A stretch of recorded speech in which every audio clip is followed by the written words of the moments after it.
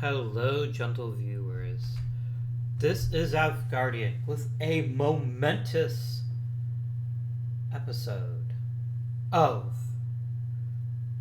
the Korean baseball organization, Out of Park Baseball 24, with the NC Dinos. This is our final episode. Before we go even 1 second in this video, I want to say thank you. This was a really fun idea for me. I'd never played with a foreign league before. And I think it's offered some unique challenges, and I'll talk a little bit more about that at the end of the video. In case you're watching this for the first time, welcome. In case you've been here since the beginning, equally welcome. All are welcome, all the time. So without any further ado, let's dive right into Electric Avenue. No. So we need to hire a pitching coach and a scouting director. Shane Sanders sucks, so bringing him in probably not great. I'm gonna take Justin Nash because of his outstanding development. We're gonna start with that. And then I need a scouting director, so we're gonna look at scout ratings.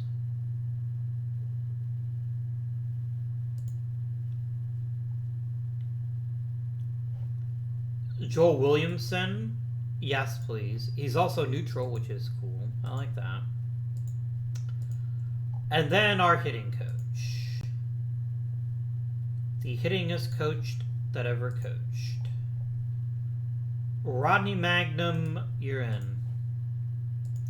Mangham.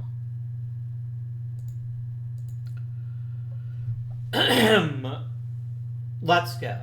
Let's try to set up this team as best we can for continued success. Jin-wook Choi was an essential piece to our success down the line. No, actually, I'm going to wait. I'm going to wait until you get our new scouting director before we start offering people money. In case I don't actually like them anymore.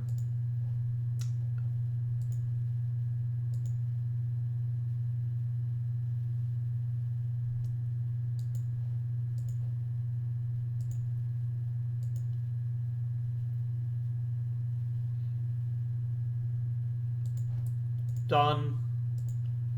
Job's done. You're being a little jerk, so I will offer you a bit more money. I'd very much like to go to Scoot.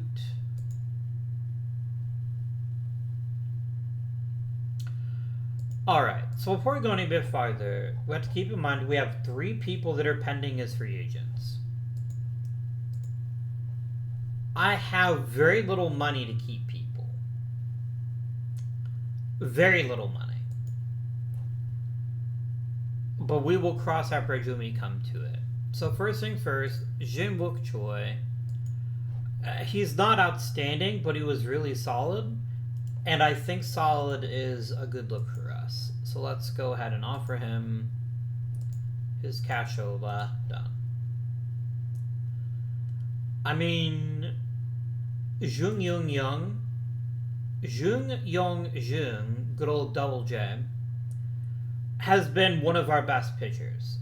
And we'd be stupid to the extreme to consider giving him up. But I'm not going to give him a long-term deal. Look, I know I could give people long-term deals, but I'm not playing this save anymore after this, so I'm not going to be stupid about it.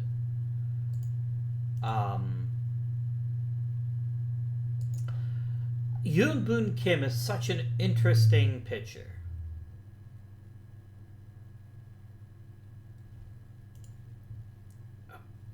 And he doesn't want a lot of money. But if I'm honest with you, he already feels like a disappointment. I mean, okay, there's disappointments or disappointments. 11th round draft pick. 11th round. That means dead last. Because the draft only has 11 rounds in it. That's insane. Excuse me. That is truly insane. And to have the career he has had getting picked that low in the draft is already something pretty amazing. 1 second.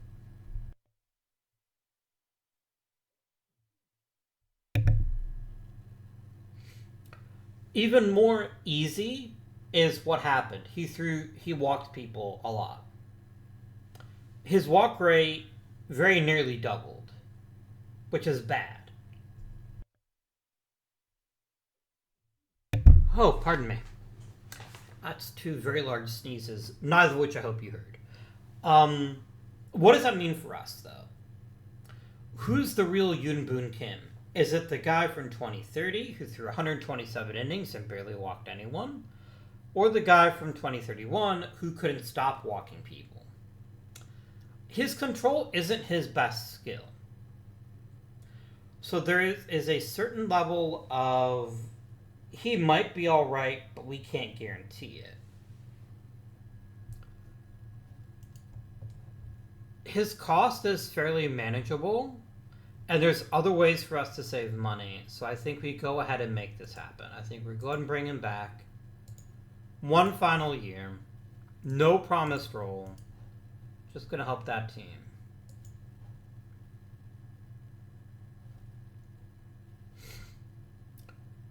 So Seung-min Lee is a really interesting guy. Another person who instantly started walking people when he came to the Dinos. Admittedly in a very small sample size, so I don't think you can trust this. Who did I give up for you? I gave you Min Hyuk Shin and Byung-sik Kim. So then the question becomes, is it worth keeping him around? He does want a pay cut, which I do find encouraging. Let's do it. Let's go and offer Mr. Lee here what he requested.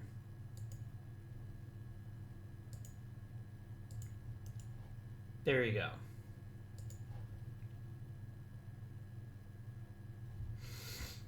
Assuming we're not going to keep Felipe, and we're not. I think we have to keep Han because he's probably our opening day closer at the moment.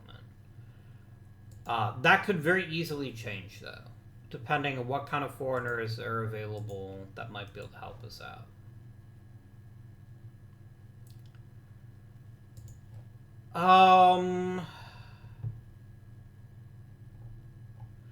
I think Kwang Bo's worth keeping another season. I know we barely use him, but I think there's enough promise there for a very reasonable salary that I don't think it's nuts to bring him back for one more season. I don't think that's crazy. Oh, Do Yoon Kim absolutely gets a raise. He is a critical piece to our puzzle if we're going to have the kind of bullpen that can really keep us in games. And then Chae-Ho Lee is another obvious choice to keep around. Our bullpen is actually quite strong.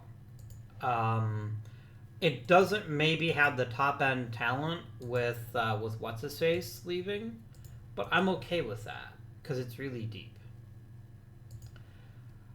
Dong Hwan Kim is not worth keeping around anymore, I don't think.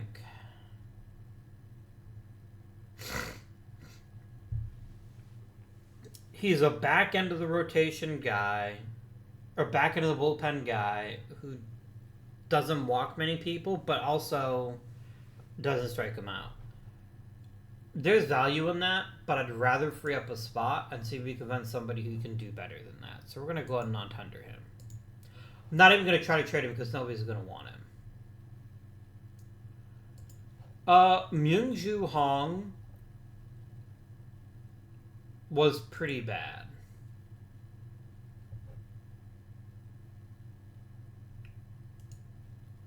Joo-Hyun Lee was quite good. He will be staying. The other guy, not so much. I had to be able to find a better catcher than this, right? Like, it can't be that difficult to find a competent backup catcher. Okay, Ki-Hyun Kim is probably the first person here I think we could probably trade and get something, a minor note. Let's go ahead and do that. Just any interesting prospect of any size, shape, or flavor. Dongjin Im, you're in. You're Im. Get it? Yeah, I don't want to pay that bullshit, so see you later, jerk. So Myung-Chul Kim has turned into his final form. And what he is a very competent defender with an average bat. That's pretty valuable. I'm not going to lie. I don't know that he's going to start, but his skill set has value, and I think he is worth keeping.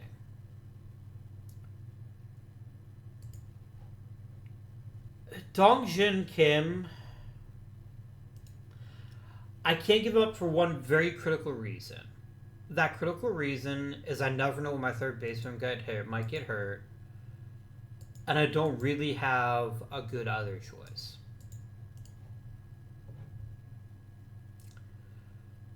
Ji-Hoo Kim is probably the most valuable position player on this team at the moment. Which, you know, you're all like, what? But he has been. He's been a decent hitter and a fantastic defender that always wins awards, and that's really impressive. Speaking of unimpressive, Se-Jin Cho. I think Cho's time as a useful hitter is done.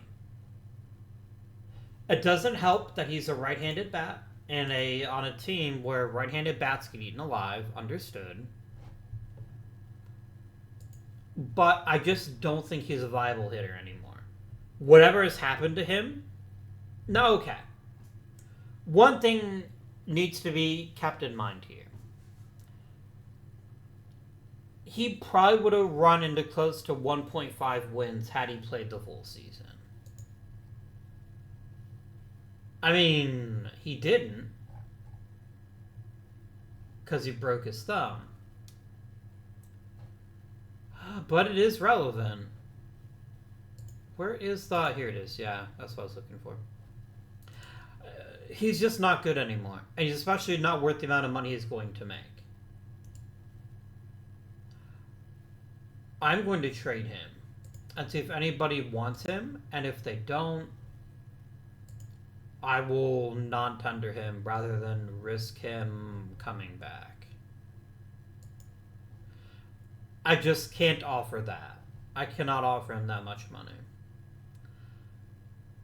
Song-Hui Kim, I think, is worth keeping around. It's a trivial sum, and he might be worth it. So Ju-Young Kim was one of our new look outfielders. There's still more to this story, but right now, I do think he has earned another year to show that he can be a quality baseballing gentleman. Song-Hyun Kim still has some upside, but a little bit less. He's barely asking for any money, so I'm not going to throw him out yet. But I think we can have him for one more year. This is the problem with this kind of player. Nearly an identical level of games played, a handful less plate appearances, significantly worse performance. The man's batting average literally dropped 52 points.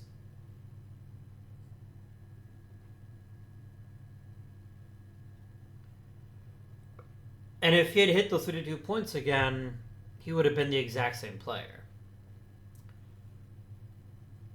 But he's going to be volatile. He's going to depend a lot on his ability to make solid contact, and that is always going to vary from year to year. It's very unpredictable. He's a reasonably good center fielder. He's not elite, but he's not terrible either. So Hae-Young Kim is definitely getting to stay around. But it is important to recognize that he does have some room to grow.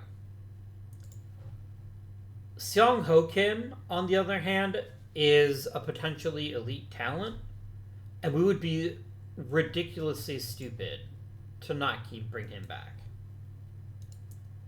So that is what I shall do. I shall offer him a large canvas sack with a $sign on it to get him to come back.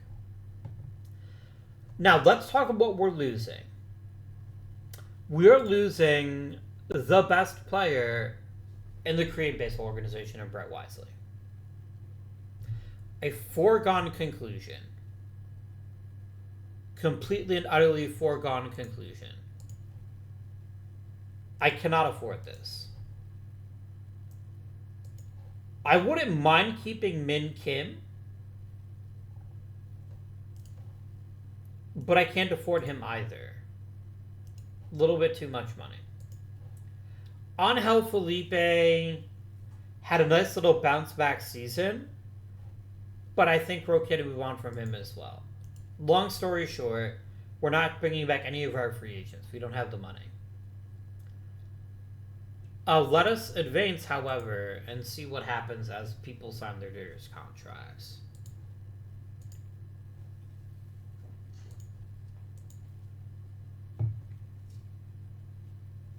Couldn't even win one playoff game. That makes me sad. This is quite literally our last chance to win a second championship. People signing contracts, good.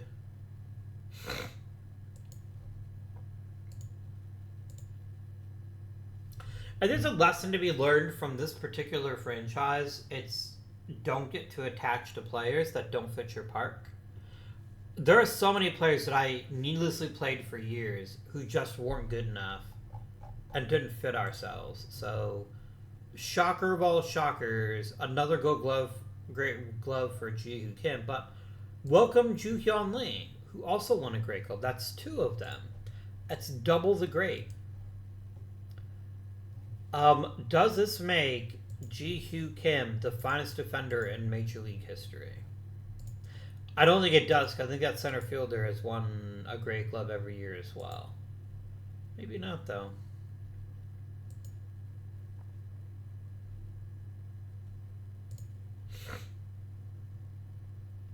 Damn him. How about we throw him into a volcano? I don't know, does Korea have volcanoes? It seems unlikely, but maybe. But if there was a volcano, in he goes. In he goes. Just sacrificing him to the volcano gods.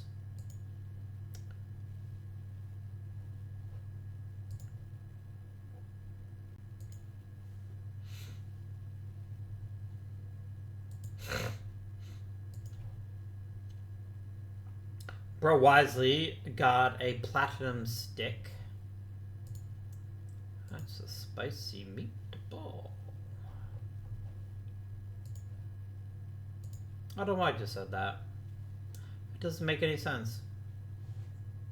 Just where you say, you don't make any sense, Abby. And I would say, you know what? Fair play. Yeah, unanimous MVP. I'm not surprised. I'm not surprised. He had an amazing season. And it really is sad that we're not going to be able to keep him, but it be like that sometimes. I recognize we're not actually going to be able to earn any money off of Seijin Cho being posted, but I don't care. I want him off the team, and I want his salary gone. And we can try to find ourselves some nice foreigners to fill out the roster. So what do we want? What is the thing that we want more than anything? I would ideally like 1 to 2 starting pitchers. Although we will get On back, and On will be a massive shot in the arm. Fair.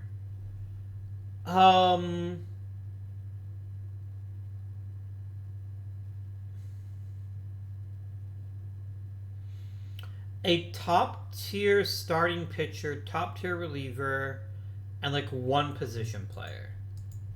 I think we're gonna focus solely on foreigners and try to make ourselves some good deals.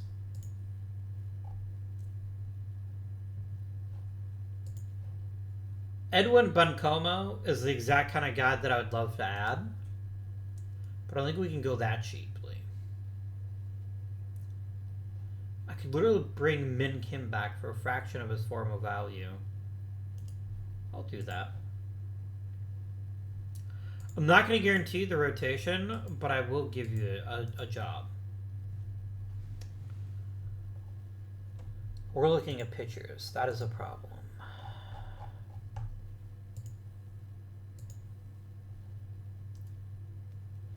Ian Monday. I've heard dumber ideas, but maybe not right now. Angel Felipe wants 65 grand.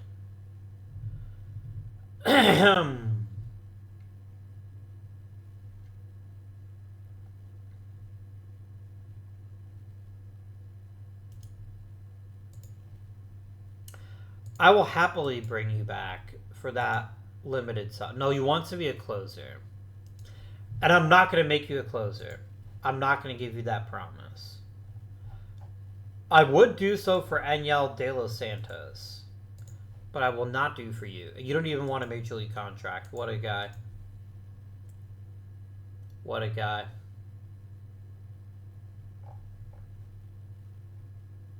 I'm literally on the bargain shopping filter too. That makes me feel silly. Like, it's fair because I'm not going to be able to do it anyway, but that does still make me laugh.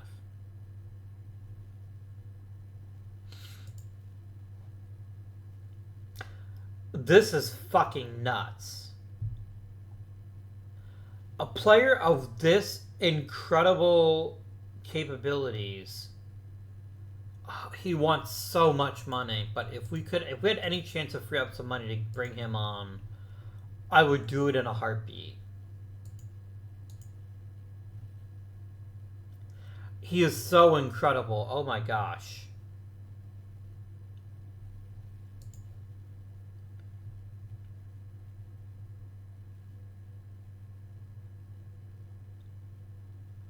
How the fuck did you cut him?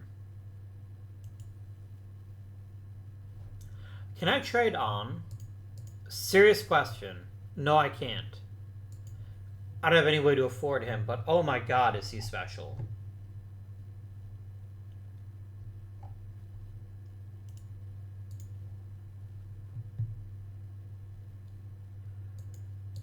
Could I get you to get crazy? I offer you a pittance your first season.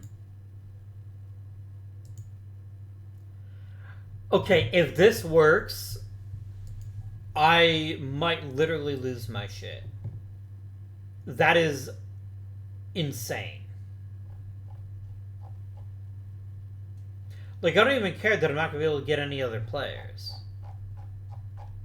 He is ultra mega elite. In every sense of the word.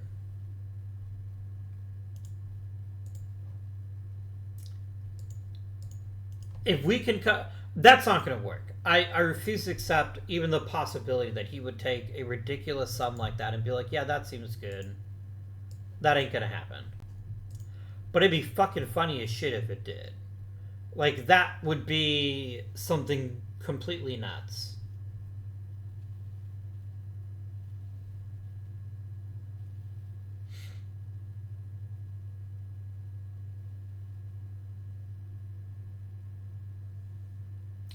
By the way, even if I were going to play another season, I would still make that signing if he'll take it.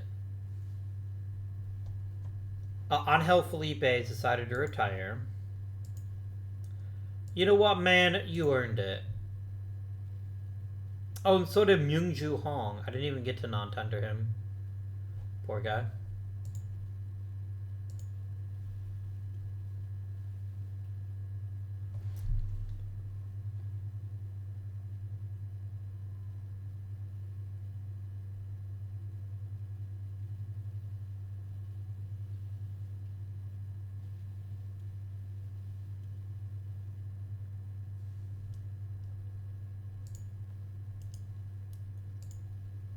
Mate, I cannot give you a giant contract this season.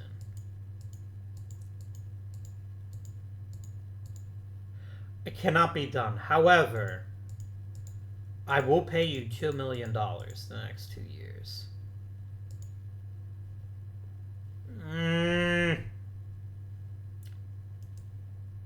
I want him so bad, but I can't have him. It's not possible. Yeah, we're fucked. We're not going to be able to acquire him. Somebody's going to meet his asking price. What are you being a bitch about? Man.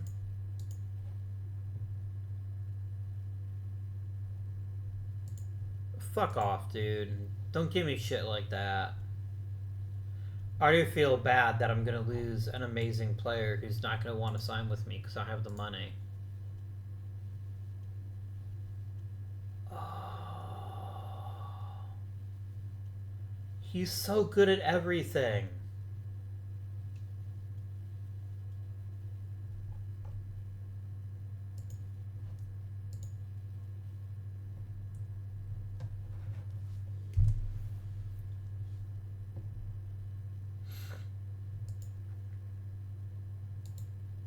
I think it's really funny how damn good so many players are, but they still can't get into the Hall of Fame because there's limited numbers of votes.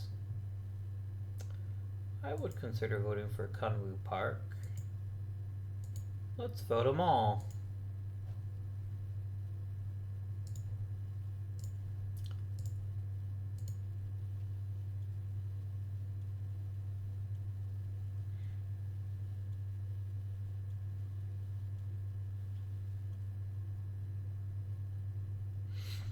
I think the interesting thing is, I think he's priced himself out of this league, potentially. But I'm not going to hold my breath. I'm not going to hold my breath. He's going to come back to me and be like, yo, what if you signed with me? How much money did he make? He made 258 grand. I guess that's reasonable. I can't blame him for that.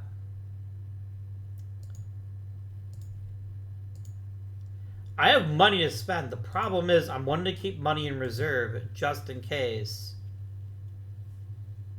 there's a chance I can swoop back in and grab that center fielder.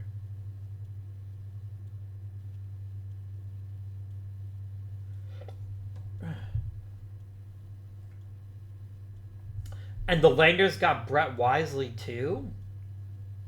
Holy shit, man. Take it down a fucking notch.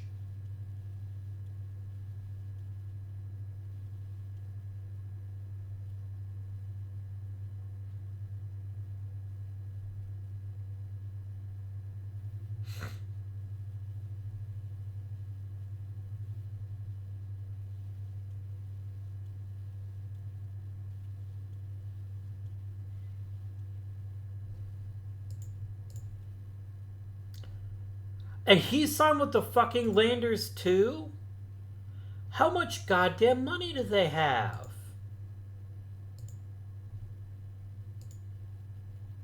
What is this fucking payroll?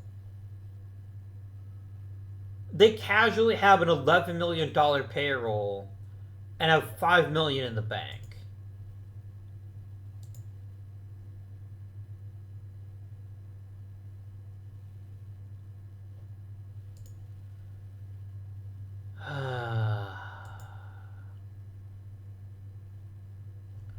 That hurts.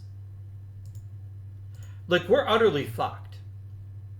The sheer quality of players that the Landers have added in one off season is comical.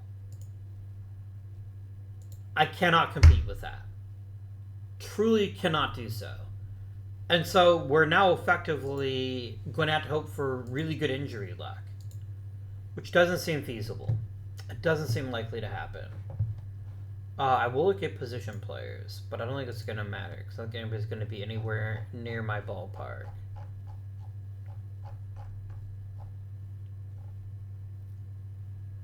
I mean, there are some really amazing players, but Max Belliu's a good hitter and all, but what if I do bargain shopping? And what if I then sort by batting ratings? What do we get?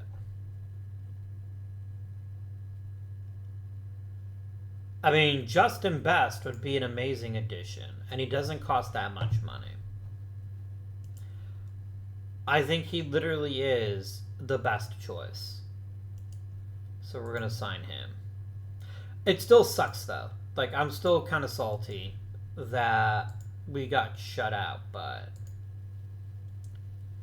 I hate it when the rich get richer. I truly despise it. And the fact that the Lakers just fucking walked in at the reigning MVP, the very best player in the league, and that's, like, an appetizer. It just feels like shit. Now I feel like what it was like to not end up signing Shohei Ohtani. Although I was trying to Shohei Ohtani him by getting him to take a way below market deal. Like, I'm not mad at him. I'm mad at the fucking Landers for having all this money to throw around.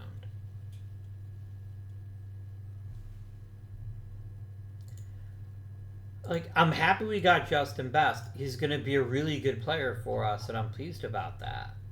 But I don't know, team. I don't know, friends. I don't know if there's an answer to this question. Short of, like, a young player playing out of his fucking mind, maybe? Man, I mean, anything's possible, I suppose, but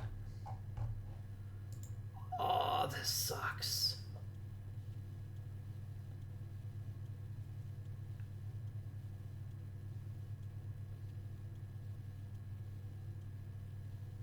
And they're already really good, which is what I find even more frustrating. Like, it's not like this is, oh wow, what a punchy little team.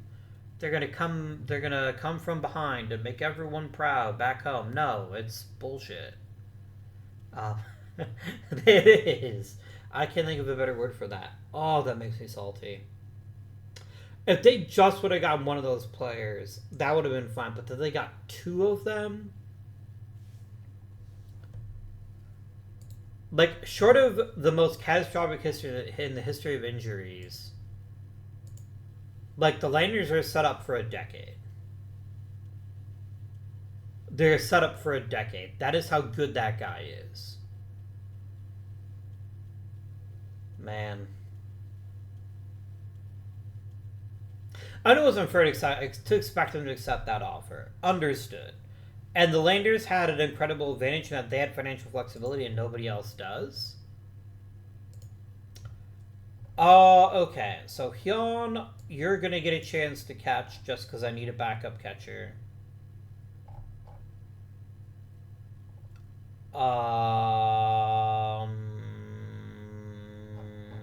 Really?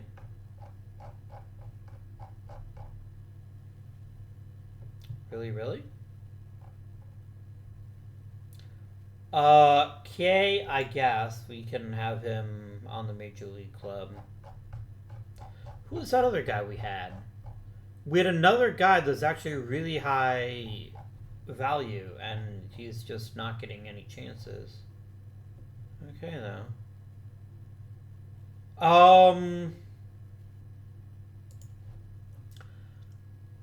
I do want him locked in at catcher, but I don't want him starting every day, if that makes sense. Because I don't want him to pitch. Because he's not a good enough pitcher to justify that. Alright. My friend, Mr. Williams, I grant you the right to set it up however you'd like. That is my promise to you. I have 3 foreigners. And they're all hitters. That's wild. Did I not get De Los Santos? I thought I'd at least get De Los Santos. That's kind of a bummer. It's a bit of a sad moment.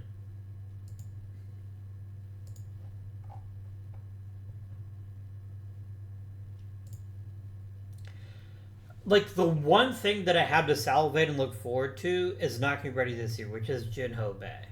A pitcher like this, if he reaches his full potential, is a possible counter to the Landers and their lineup of doom. But man, I don't know, guys. I don't know. Especially you keep taking my fucking pitchers and injuring them like a jerk. You jerk. Ooh.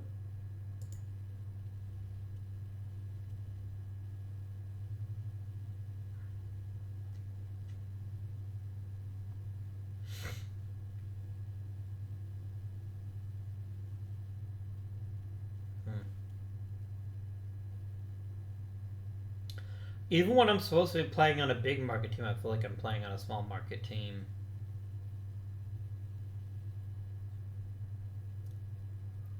That's no bueno. Okay. Some players are getting a little bit better. Just a little bit. Jinho Bei is throwing harder, even if he isn't actually performing better.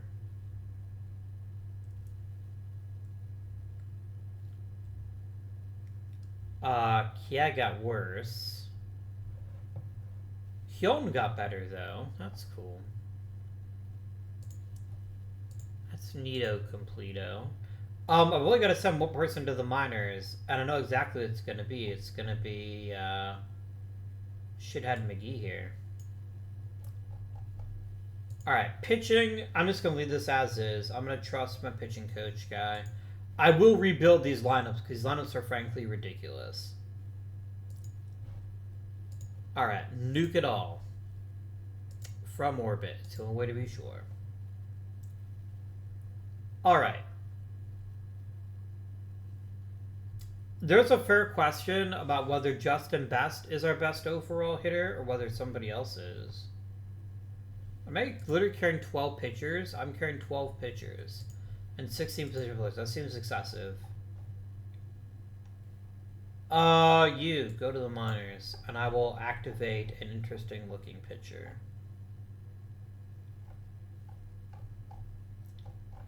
Really?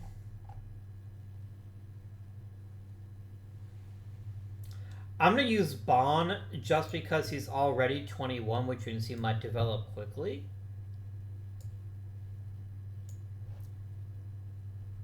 I'm gonna get you back in 4 weeks. I don't really want to run short a pitcher while I wait, though, is the thing.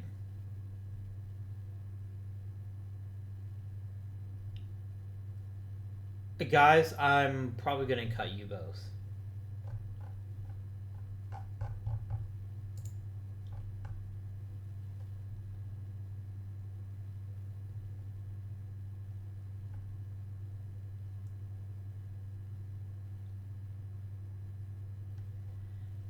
I wonder if I could offer up Minte Kim to get a reliever.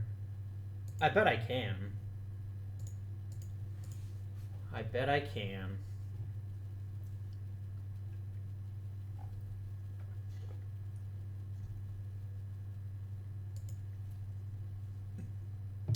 I could just take a pretty good starting pitcher that's a captain. That's pretty good.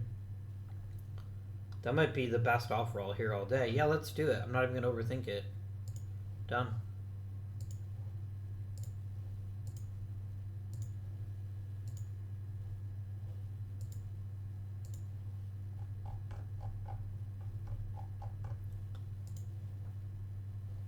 And then... I mean, we're not using O as a starter, but I like using him as a reliever, so that's fine. Alright. Our best pure hitter is Seong-ho Kim. So I think Mr. Kim here is going to play right field, and he's going to start at third base. Or right field is what it's called. I knew that.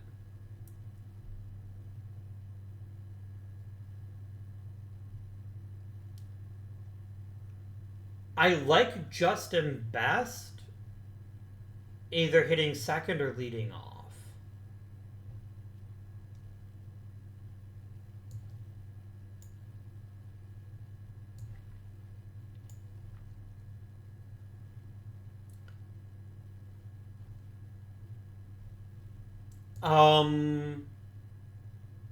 Aiden Longwell is going to shift over to first base.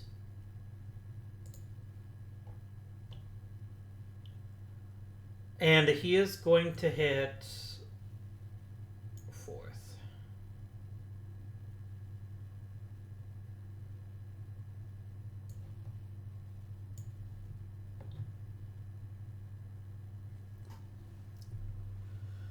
Okay. Okay.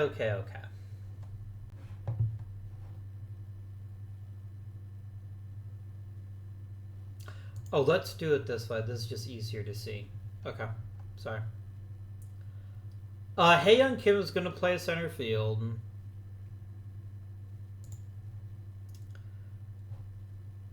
I'm going to have you hit, like, seventh.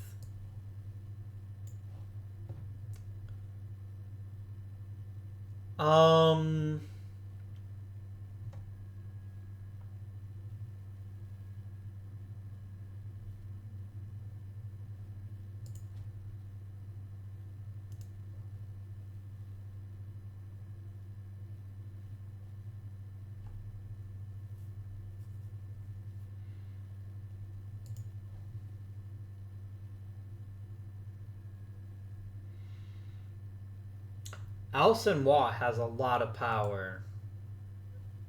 A lot of power. But I can get power from other places. What I can't get is solid contact and a good leadoff guy. Shang-Hui Kim, I'm throwing you off the deep end. Figure it out, please. This means that Jae-Hyun Lee is going to bat third and play, or is going to bat fifth and play third. Second base will be Myung-Chul Kim, Ji-Hoo Kim, and Joo-Hon Lee.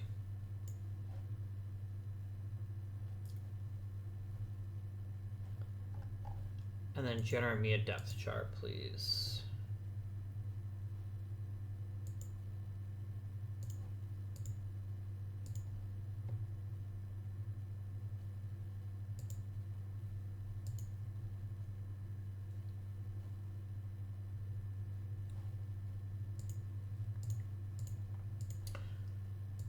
Guys, I don't wish to alarm you, but I think this is going to be the worst team we've fielded.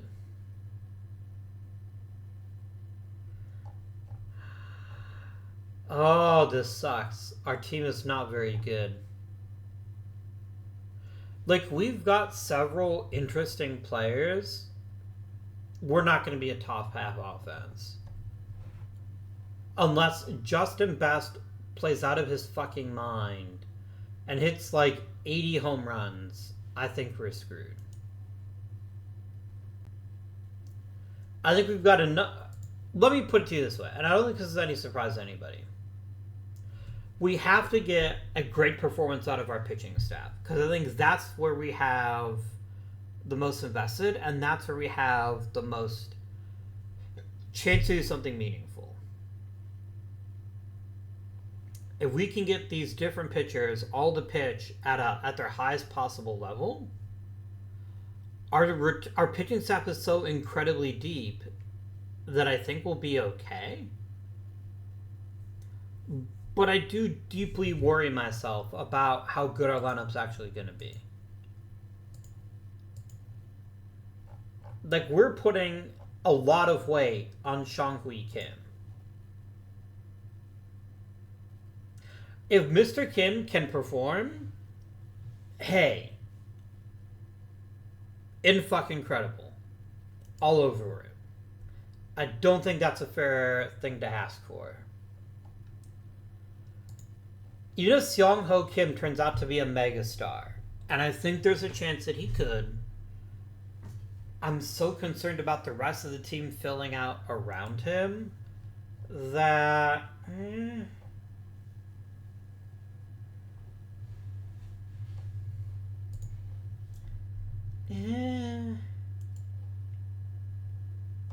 I don't know, guys. Hopefully it goes well. Only one way to find out, though. Let's go. I did win spring training, which is fun. Oh yeah, this bullshit. I keep forgetting. If I were actually playing the games, I think I'd like the scouting reports a little bit better. But I'm not. What happened to all of my money?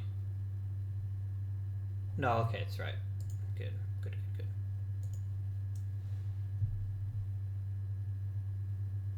Oh, I have too many foreigners. I don't have too many foreigners, do I?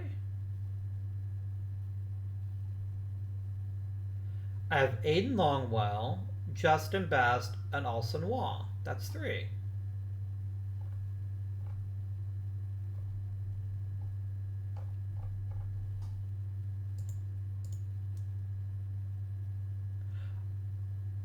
It says, oh, I can only have 2 hitters. Okay, I guess that means this guy leaves. Sorry, Alson Wall. I genuinely thought you would have a decent chance to be pretty cool, but I wonder if I can still snag a free a pitcher potentially. Jack Bauer of CTU.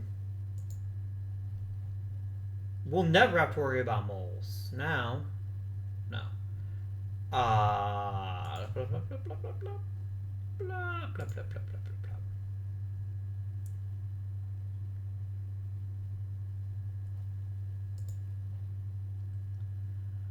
Edward Cabrera is a deeply, deeply weird pitcher.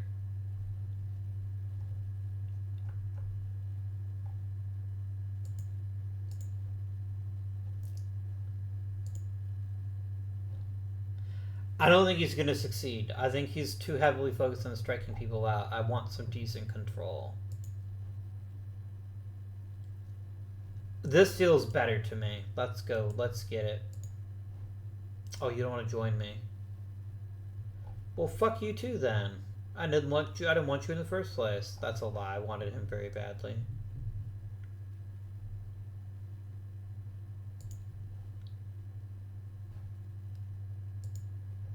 Why are you rated so poorly?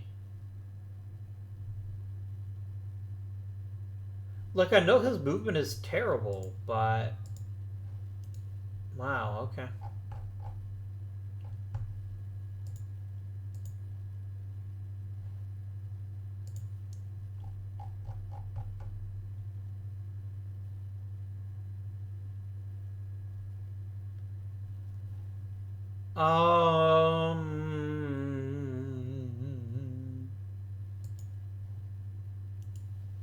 Taylor Hearn isn't terrible.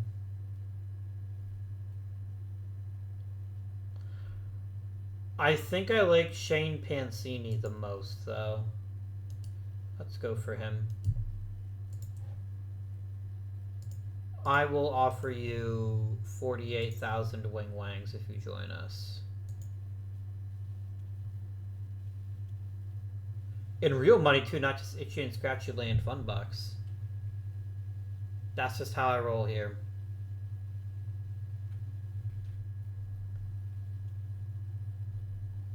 I bet we signed him, so I just want to go ahead and add him to the roster. Yeah, there we go. Oh no, you're coming directly to the majors, my friend. And then I will let my pitching coach set the staff as he likes. Panzini gets to go into the rotation. I'm okay with that. I'm okay with that. This is probably going to be like the wettest fart to end a series that we've ever had.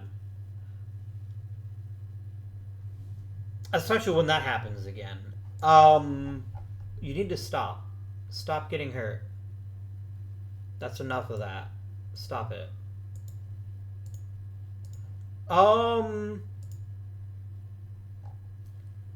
You only fucking live once, right? Do we try it? Do we just chuck him in the deep end? The thing is, I don't have anybody that's good right now. Lee's a good pitcher, but he won't be back for 2 months. Fuck it. I don't care anymore. Let's go. Let's get it. All the youngsters. There's the slightest injury, and you can hold a bat the correct direction, then you're in. Or I guess a baseball in the right direction. A glove. A hat. If you can wear a hat successfully, you could potentially be an NC Dino. What a bargain, right? What an incredible bargain.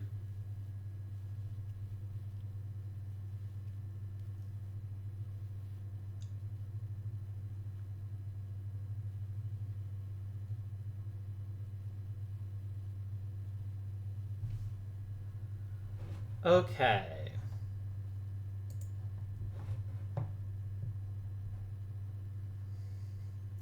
Some cool stuff is happening. It's not bad. It's not great, but it's not bad either.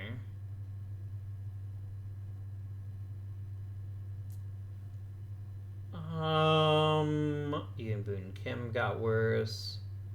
Junso Bei got better. Young Chan Kim got better. As did Ju Young Kim. Okay. I mean, Aiden Longwell casually stepping up to hit 6 home runs and hit 376 is pretty funny. And unexpected, but in a good way. Justin Best is also hitting incredibly well. I bet you'd like to stay here, but I don't care. Because I'm done after this episode.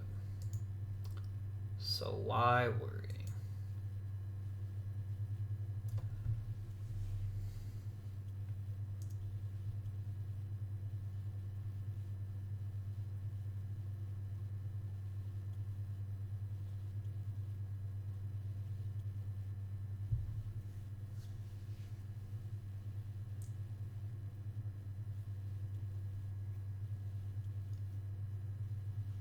Guys, we lost the league MVP, but our offense has so far been better and more consistent. Okay, now I was kidding.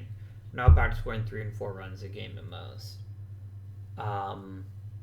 We'll put the odd crooked number up though.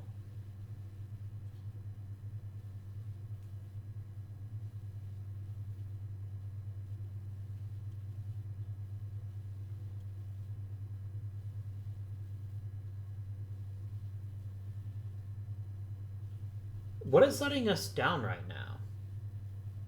Like, where are we falling short? Is it the offense? Or is it the pitching?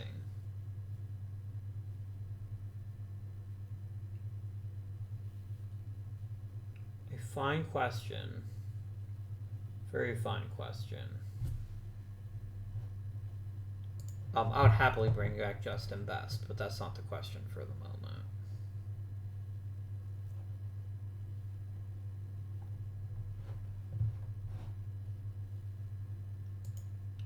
Really? Okay. It's alright.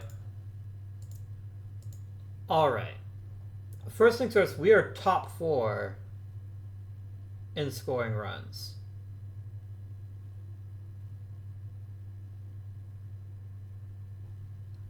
I don't know how, but I'm over the moon that it's happening right now. Shang-Hui Kim, guys, has been really good. Really good.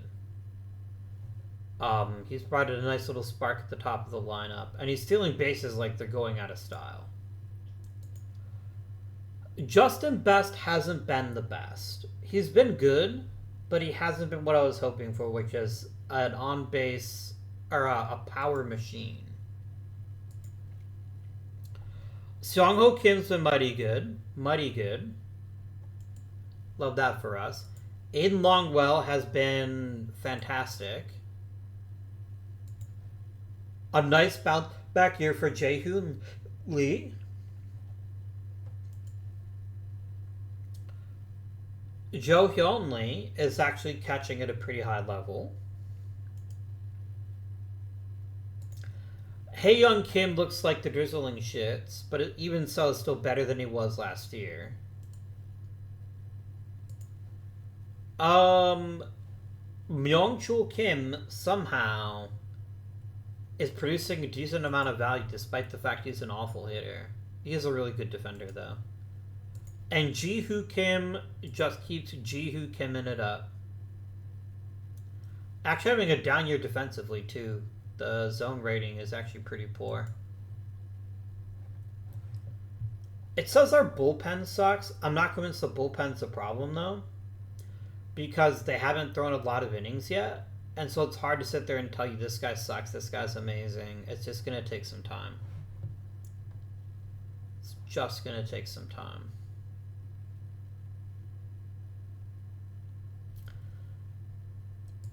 Give me one more month before I make any changes of note.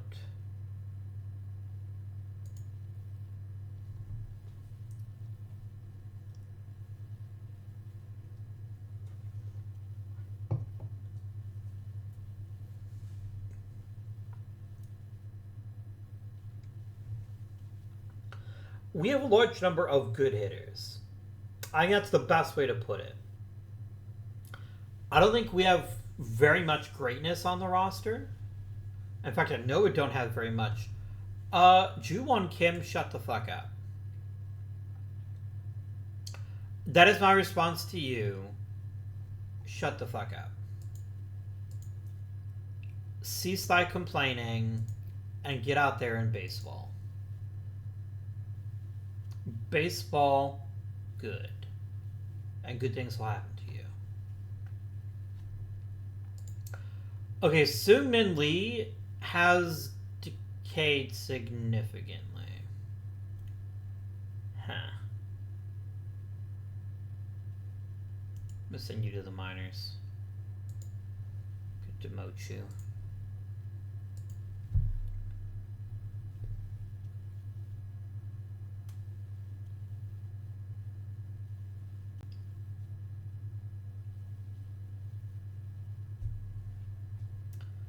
Uh, 2 weeks is enough to put on the IL, in my opinion. We can just get somebody to fill in as a starter, like Bae.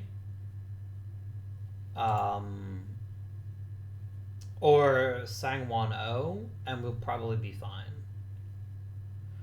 Plus, Panzini's kind of sucked, to be honest with you, anyway. I don't think we're losing a ton by not having him available for 2 weeks.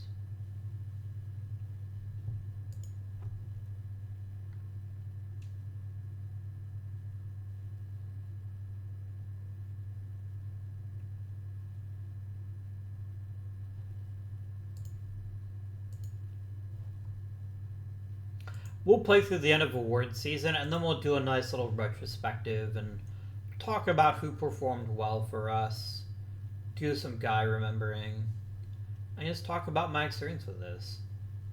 I have a lot to say. Like, especially losing 3 straight to the fucking Doosan Bears. Come on, guys. Don't be like that.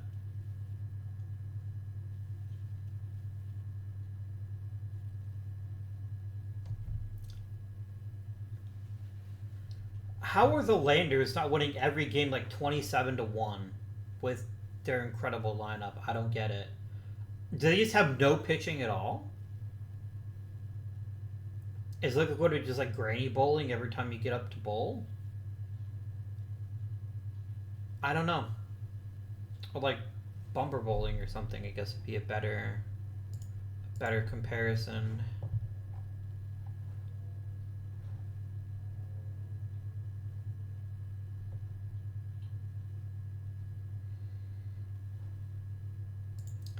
The Aiden Longwell. I could give him a $55,000 salary. I think you've earned that. What are we looking at? We're looking at a very top-heavy lineup. Very top-heavy. The top part of our lineup is actually quite good. Our top four are big producers. They get on base. They hit balls. They're good. Jae-Hyun Lee is a nice secondary run producer. He's certainly not flawless, but he does his job and he does it well. Joo-Hyun Lee, for a catcher who's not supposed to be able to hit, is actually hitting. And then it just completely goes into the shitter.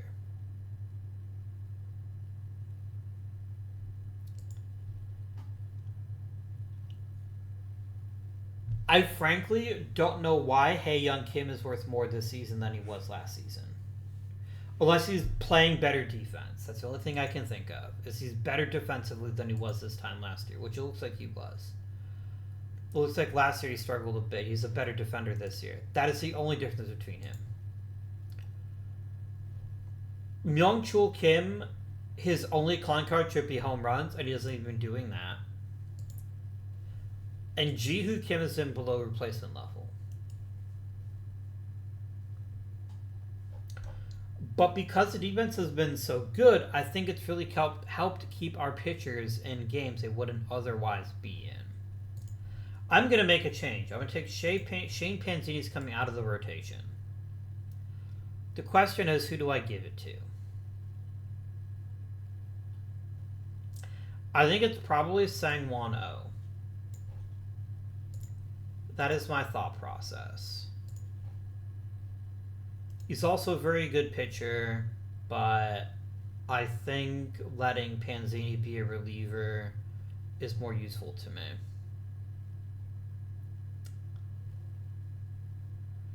Chae-Ho Lee needs to be off of these more often.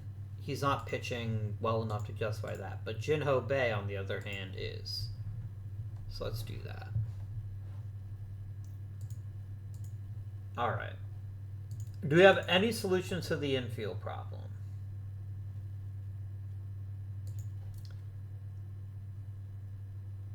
Han-Kyu Kim is a defensive answer, but he's not an offensive answer.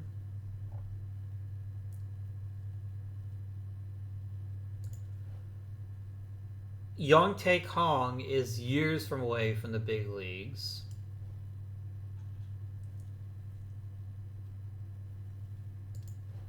Jun-Young Kim is actually ready for a potential role on this pitching staff.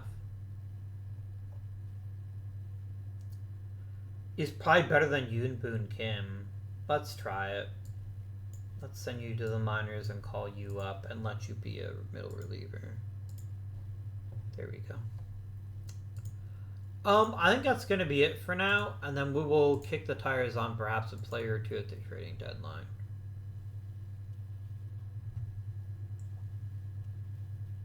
Like, realistically, any improvement is going to come from our bottom three hitters, one of them getting warm. Not hot, warm. That's what I expect. One of them will start hitting a little closer to league average, and that'll be what gets us into a slightly higher gear. We've lost Seong-Ho Kim for 5 to 6 weeks. That's fucking awful. You suck, game.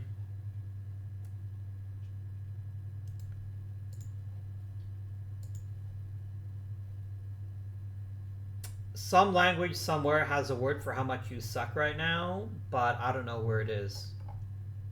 I don't know that language.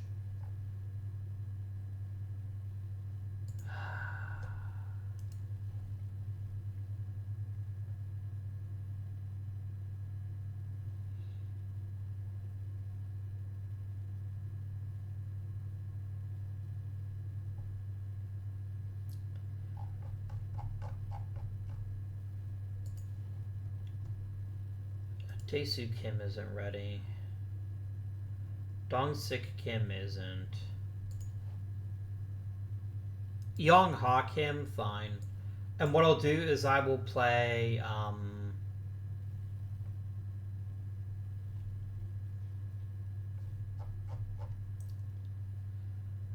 I will play Ju Young Kim in the other outfield spot. He can handle right. Yeah, he can handle right just fine. Just fine. I wonder if I have like this crazy high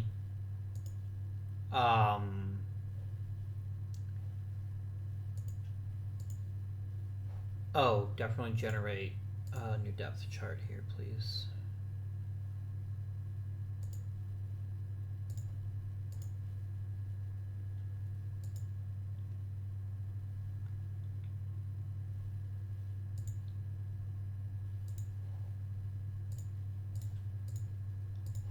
I guess I wanted more offense. I could start playing Ju-Won Kim at second base again.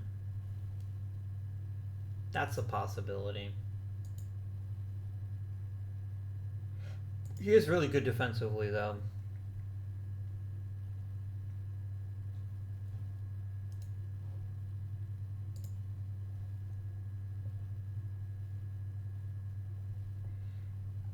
I think he's been really helpful coming off the bench. I think it's like semi-vitalized his career, so I'm actually all for it.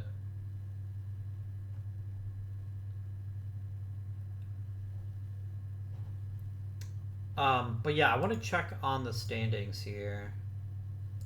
Expand anything. Do I have a crazy home record? It is better than my away record. I've gotten ridiculously lucky in one-run games. Only two teams have matched. Only a few teams have matched me for most wins. Hey,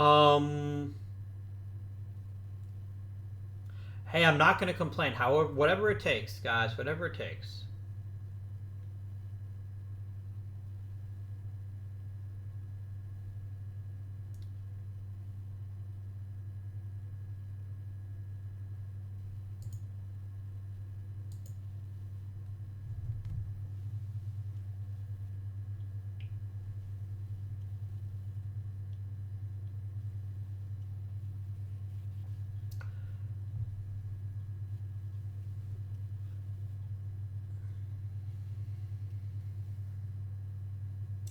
It's good to see the Kumchon Sunbirds being so good this year.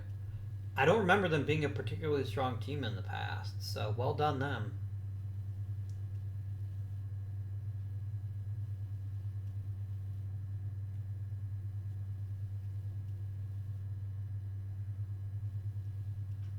I don't want to keep thinking of the Landers as a failure. They're not a failure.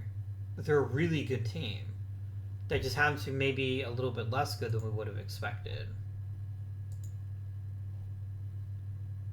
Yeah, well, you suck, so maybe I don't want you to stay. Just think about that.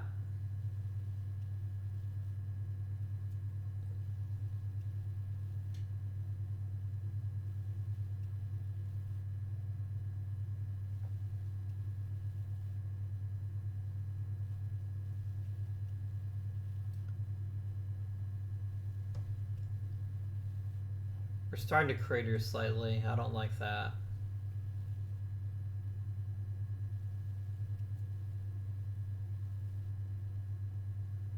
What a crater is make a nice small crater.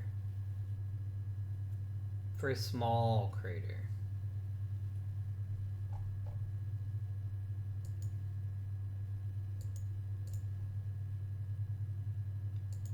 You're a fairly good pitcher. I would not hate having you stick around. Here we go. Done.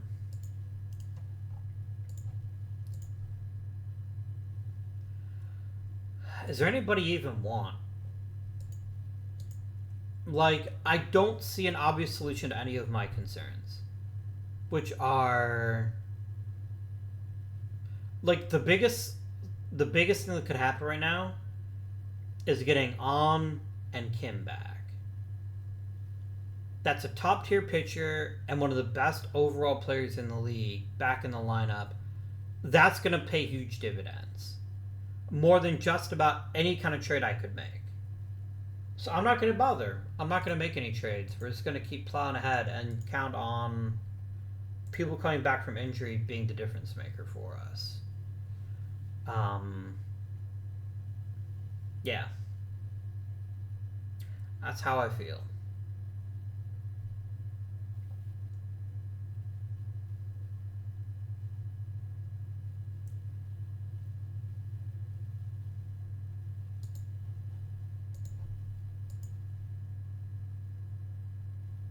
Go Huangbo. Nice. And Best got Rookie of the Year again. Well, not Rookie of the Year, Rookie of the couple of weeks, but still.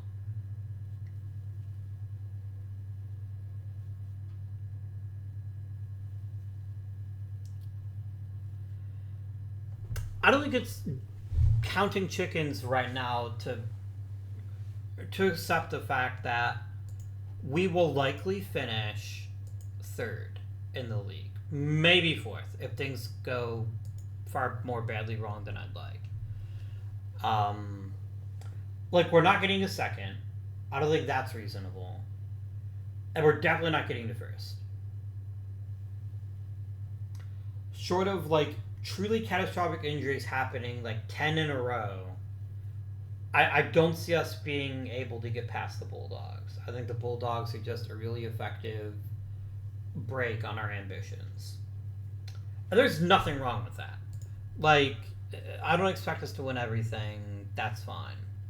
You can go to the minors, though. You suck. On, however, is on point. Get it? I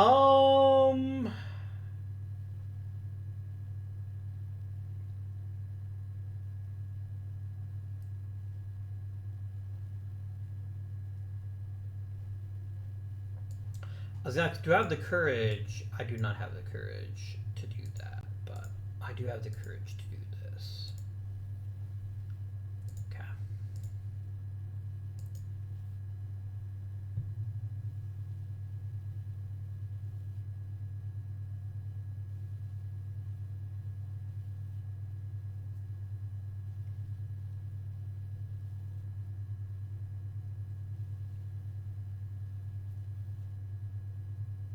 Another time. Okay. Delightful. Let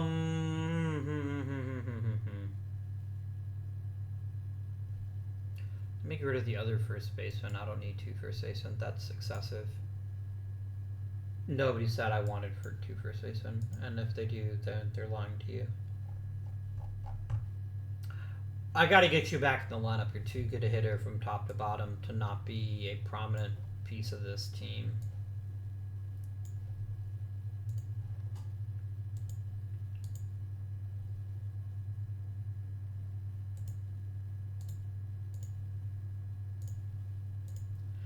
Like, I get it. You want me to play certain players more frequently, but the fact of the matter is, like, Shang-Hui Kim has been incredible.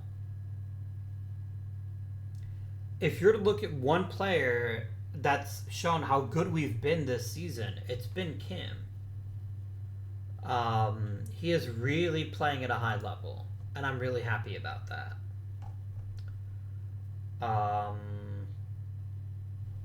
Yeah.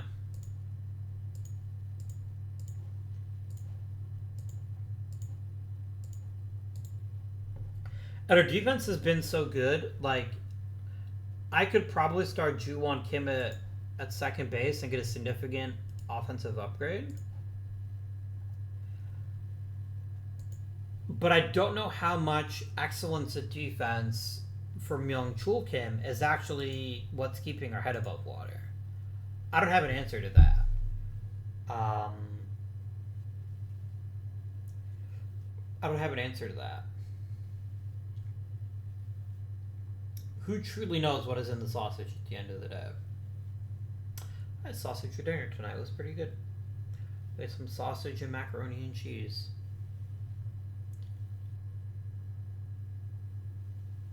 It's a good dinner.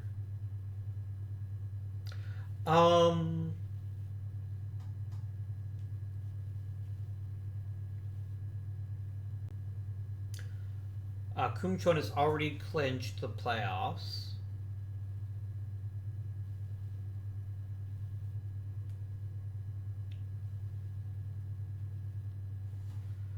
The Bulldogs are slipping ever so slightly. Just a little itty bitty bit. I am not bringing On back unless he's willing to take like a comically small amount of money.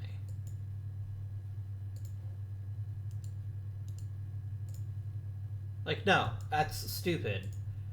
You've pitched like 50 innings this year.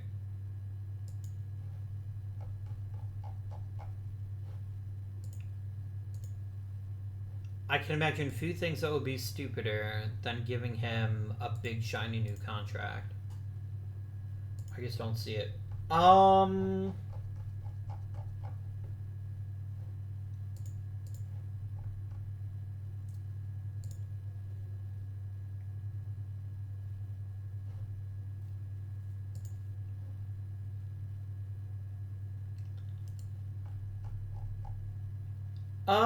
Fuck it. You know what? Williamson, enjoy. Draft your heart's content. Who do we end up taking? Junso Kim? I would not have taken him. Well, that's what happens. Yeah, you're a very, very one-note player. And maybe that note is going to be really loud and you're going to be amazing. But I don't like one-tool players. I don't think it's a good thing to build your team on. The Bulldogs have already clinched.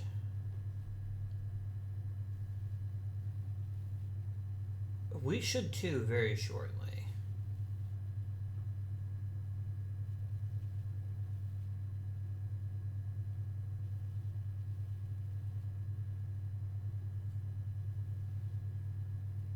You know what I would find hilarious?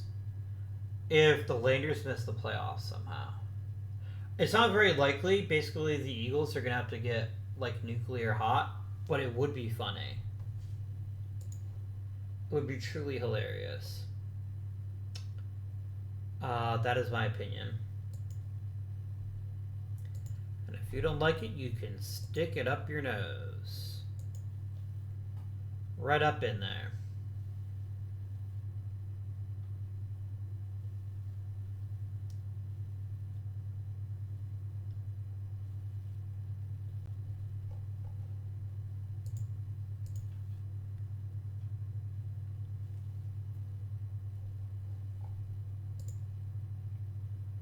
Nice.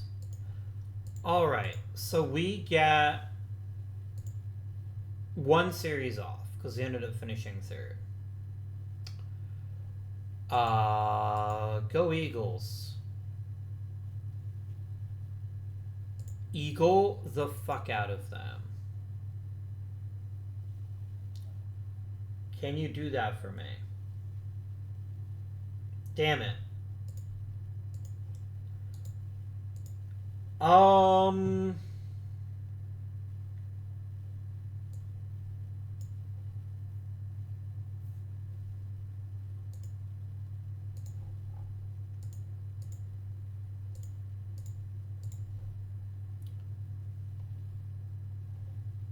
is healthy, right? Yes, he is. Well, he's not healthy, but he is rested.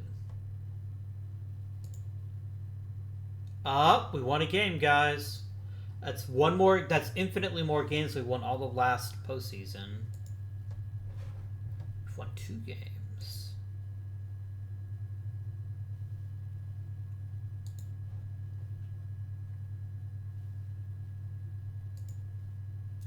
We have swept them. Oh, okay. How? I mean, our pitching was much better than their hitting, but, like, you had these incredible, insanely awesome players, and they just didn't perform. Like, for all the undeniable talent Young-Soo Kim has, and he's gonna win the MVP. Okay, Brett Wisely sucks donkey balls now. That's reassuring. I guess it looks like you feel a little bit better that they spent all this money on players and only one of them has worked out, but... Damn. Oh, we are going to carry a 4-man rotation, though, for the playoffs. Or for the second round. And we're going to slot in So. So what exactly? Damn. Did not expect that. Did not expect that.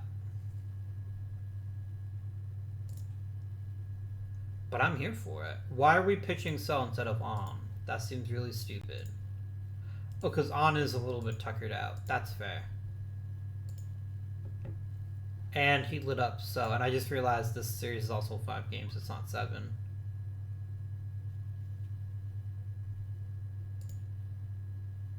And then on just got lit up. I say lit up. We're talking in relatives here.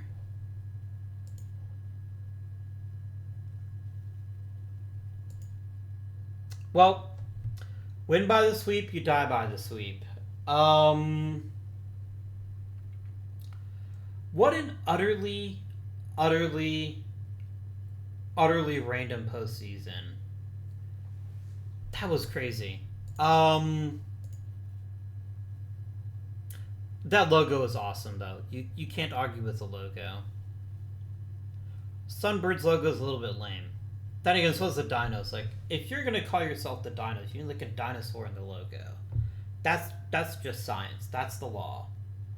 That is the law of the world. And if you don't have a dinosaur in your logo and you're called the dinos, then you're silly. That's just how it is. You're silly. You're foolish. We did sweep the landers, which is funny. It is absolutely hilarious, and I am here for it. Let's chat out how this season went, and then we can have ourselves. Who did he posted? Ji-Hoo Kim? You're gonna get posted to these nuts. That's what I say. Those are the words coming out of my mouth. Let's break down how the season went. Who were the stars? Why were we as effective as we were? Justin Best was a very nice addition to the club. Certainly not flawless. But he was a reliable presence in the middle of the lineup and performed at a very high level. Song-Hui Kim was fantastic. A really deep and well-rounded player. He got on base, he hit for decent average, he had a bit of pop, and he stole lots of bases.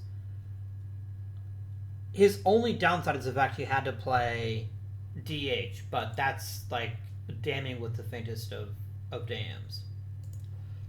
Song-Ho Kim made one tragic error, he got hurt. Other than that, he had a wonderful season, and I'm happy that we had him. Aiden Longwell was a touch better this season on a rate basis. He definitely drew a lot more walks and hit for a little bit more power. So I'm pretty happy with how he turned out. Juhan Lee was really good. And then the roster kind of dipped. So while I think our heights weren't as dizzying as they've been in the past, I also think our lows are a little bit lower too. Like, we're very much a middle-heavy team. Where only Justin Betts is really like a top-tier performer. Hae-Young Kim is what he is at this point. He is an incredibly volatile center fielder who runs the bases well, hits okay, and plays okay defense. And there's nothing wrong with that. Not every player has to come through and be a double-one major league Hall of Famer from the second they pick up a baseball bat. But I'd kind of like to see more. If you're going to be a slap hitter without much power, you cannot strike out as much as he does. Like, that's comical how fucking often this guy strikes out.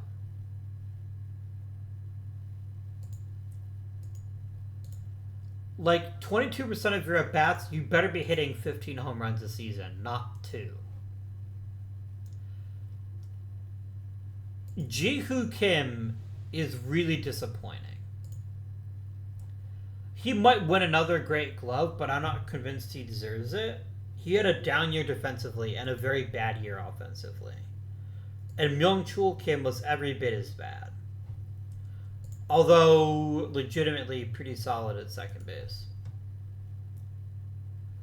Like, it seems so obvious if we just played Ji-Won Kim at second base, we probably would have been a better team. Also, mad love for Ju-Young Kim, who came in when we needed him to and played at a pretty high level. But this is our pitching staff. This is why we were as good as we were this season. We got a great season out of Hyo and Jung and So, a great bullpen, and just good pitching from top to bottom.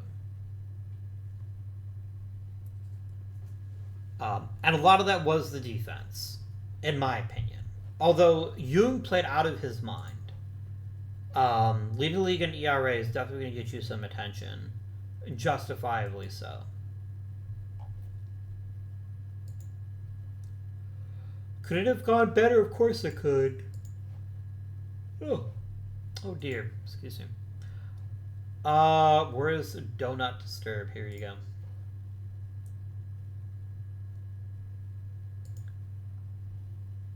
We're just going to zip through the award season, and then we're going to talk about the good, the bad, and the ugly. What our team did well, what it didn't do well, our biggest successes, our most heartbreaking failures. This season, I expected nothing. I expected to see one of the worst teams in the league with a lineup that couldn't hang with the big boys. And that's exactly what it did. So I am relatively chuffed at our abilities as a team this year. There's a single consistent theme from moment 1 to moment, from moment A to moment B. It was a lack of star power. I think, okay, Wisely did literally just win MVP last year. Understood. But I truly, truly think we never had stars. Truly excellent stars. Just did not exist. We also got 0 awards this year, which means the shortstop streak is over, which makes me sad, but it's fine. League news. Justin Best finished second in the MVP race. Beyond G-Man Wee, another ridiculously good fucking player that they got for pennies on the dollar. That's super close, though.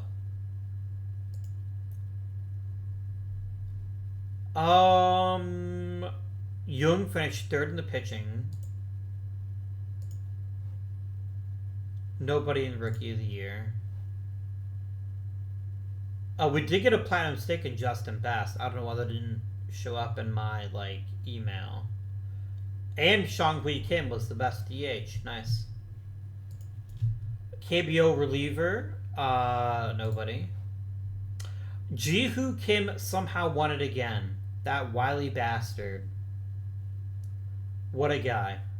He did in fact win the award. So, let's look at our team's history.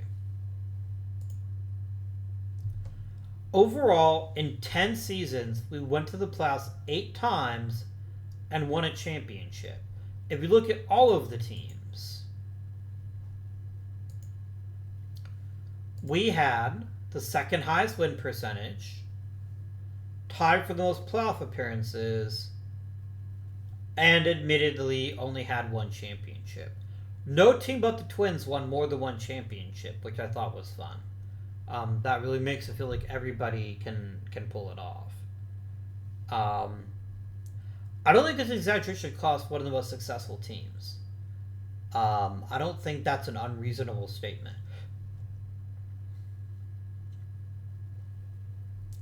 What did we do exceptionally well? Let's look at the team's history.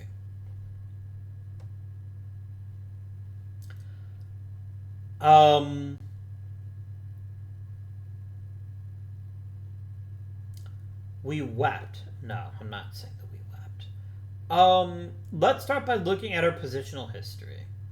No, that's a point. Let's look at our leaders. Who are the best of the best? Remember when Eric Thames was a good player in Major League Baseball? I sure don't. Oh, that was a long ass time ago. Yuji Yang. That's before our time, though. Before our time.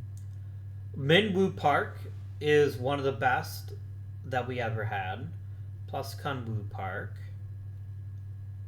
I don't remember a lot of these guys, so I think they came before our time. This is very confusing. I'll be honest with you. It's very confusing for me to try to figure out. For me to figure out who was on our team just because the names are so similar. Mark Vientos. Oh, man, no. Man. If there were a player that I really felt disappointed by, I think it would be him. But here's what's hilarious. He's actually a really good player for us. Look, let's look by WAR, because that's really going to tell us who our best position players were. Where is WAR? What is it good for? Absolutely everything. Minwoo Park was the best player who ever played for the NC Dinos. He did play for us for the majority of his career, so he was... But by the time we got him, he was already past most of his best days. He was still a productive player, but he wasn't anything too special. Don't know him.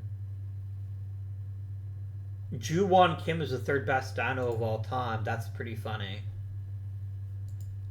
Man, what a player he ended up being for us. He was never outstanding, but he was always good. Except this last season. And this bad this season because he didn't play. If he would have started, I bet we would have probably done a little bit better than we did. I don't remember Yang. Kunwoo Park was our first star, the guy we were forced to have, and we got some really good years out of him. He's definitely a high performer, just not for as long a time as with us. Seokmin Park was gone. Seijin Cho ended up retiring. Nobody signed him, which is... I feel a little bad about that. Little bad. But... in the wrong place at the wrong time, is how I would describe Seijin Cho. He picked the worst year of all to play poorly, because then he got lapped. Single season WAR records is Brett Wisely and a bunch of players who played way before I ever had them. Who's our home run leader?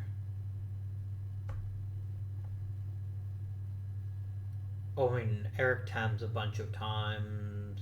It's Eric Thames. Okay.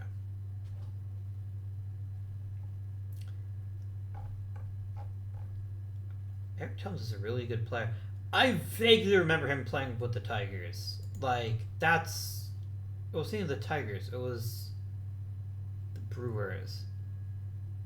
Wow. No, I confused it with Randall Simon. Those are words that nobody else has ever said in the history of anything. Eric Thames always felt like a disappointment. Like, he had one magical year with the Brewers in 2017, and then just couldn't build on it. And then it was out of the league.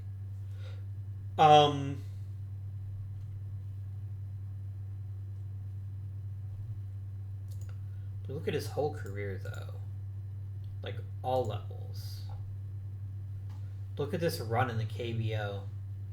That's insane. That's 3 years of just utter dominance.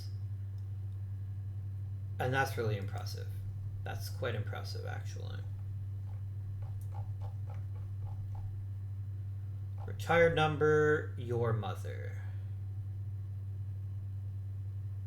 Does that make any sense? No. But I don't care. Let's look at our positional register and talk about those players that were great. Our longest time catcher was Hyun Jun Kim. He was fine. I think for a long time we paid for mediocrity when we didn't have to. And I kind of wish we had gotten rid of him quicker than we did. We've had a lot of turnover at first base. Nobody ever got 3 years at first base, which is pretty funny. Not to be confused, this is Ju Won Kim, Young Woon Kim, Song Won Kim. It wasn't the same guy over and over again. And then Min Woo Park.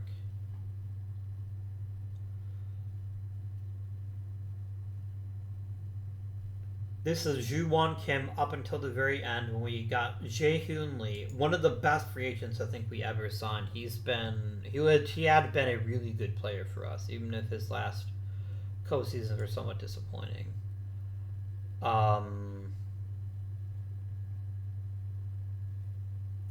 We started Ju Won Kim at shortstop in his first season. I did not remember that. That's funny. He played 3 positions and played them all relatively well. Like, maybe not the most brilliant of shortstops, but he held his own there.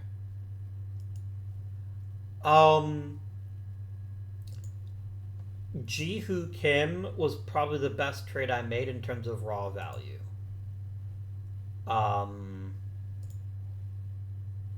Like, he was an exceptional defender. Truly exceptional. And anything we got with the bat was a bonus, but I didn't care because he was so bloody good with his glove. That was a really nice pickup. I think if there's a Mr. Dino, it's probably Seijin Cho because of how valuable he was to us when we had him. It is a shame he didn't work out, though. But he tanked, and he tanked at the wrong time. We had a hard time keeping center fielders that were any good. Hae Young Kim is probably the best center fielder we had, only through pure dumb luck. Although Bae had one of those seasons, too. One of those seasons where he just plays out of his fucking mind, which is pretty funny.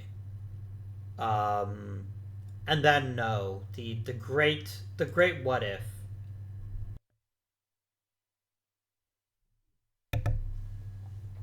I got complacent in this series. I don't think I ever really tried to push the envelope, and I think that shows on our overall performance. We were a really good team year in and year out, but we were never great. We never had that extra gear that the other teams could get into.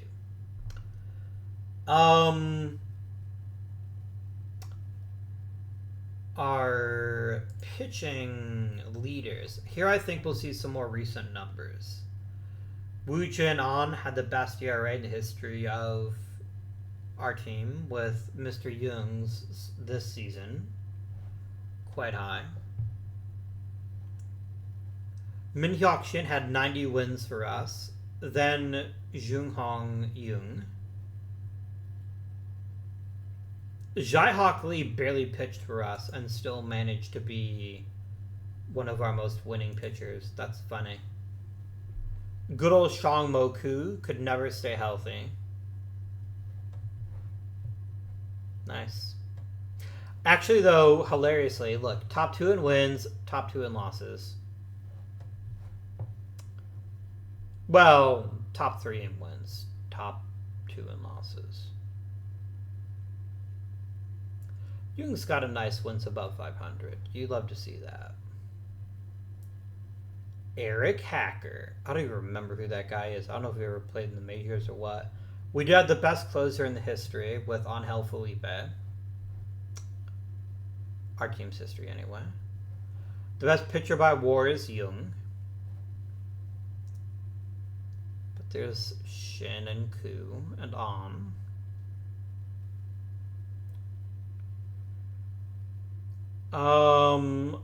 Ju Hyun Won was from a while ago. Okay.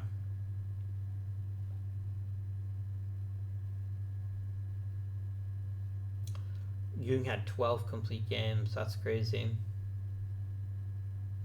Remember, the KBO isn't actually that long. It's actually not that long. Why does innings pitch listed twice here? That's funny. The KBO started in like, I'm gonna look it up now. KBO 1982. So it is just over 40 years old, which is neat.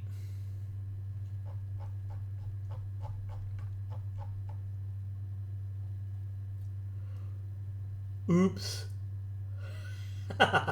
Led the league in oops. Oh, I know. I know that its opponent's OPS. That's still funny to me, though. Eric Hacker is the most oopsy of all the pitchers in the league.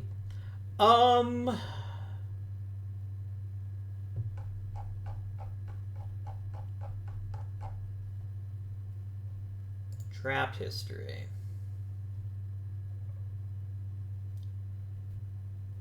Yeah. Suk-Hyun Shin has never even come close to coming out of the minors. I think we traded him. No, he's still the same guy. We still have him. Dongjin Kim filled in when we needed him to, but otherwise wasn't that crazy good. So a bunch of uninteresting players here, none of whom had very long careers. No was genuinely a pretty good first round pick. Sung Il Bae was a decent player for some period. Oh man, Jean. Like, he looks like such an amazing pitcher. Like, if you stare at his ratings and what he could bring to the table, it is truly surprising that he never had a successful major league career. Never worked out. A lot of guys who never worked out. A lot of guys. Shang-Hui Kim finally had a good season, so he made 2026 draft look good. Song Ho Kim has been incredible. Hong Chang Kim was traded. He's still kicking around. A lot of people still kicking around. But not kicking very hard. Ah, yes. Hyo Sung Lee, if.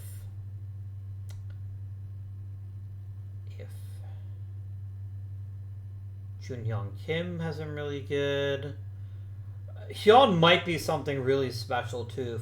I bet if we played another couple of seasons, we might see something really good with him. Good old Dong Won Kim. A lot of dudes there. Jin Ho Bae hasn't really had a chance to play in the majors, but he's also got the potential to be really special. Min Tae Kim got traded. Shi Hyung Kim hasn't caught back on. Neither of a lot of these guys.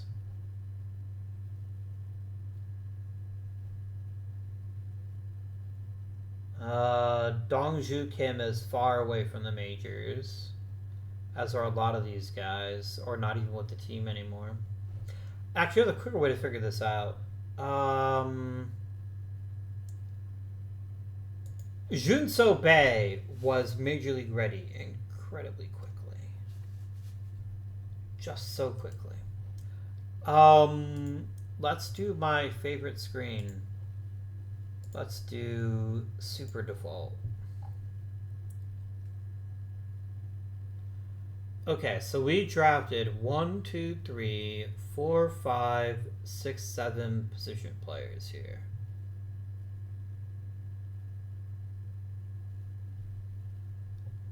Which is a really good record if you think about it. That's actually an incredible record.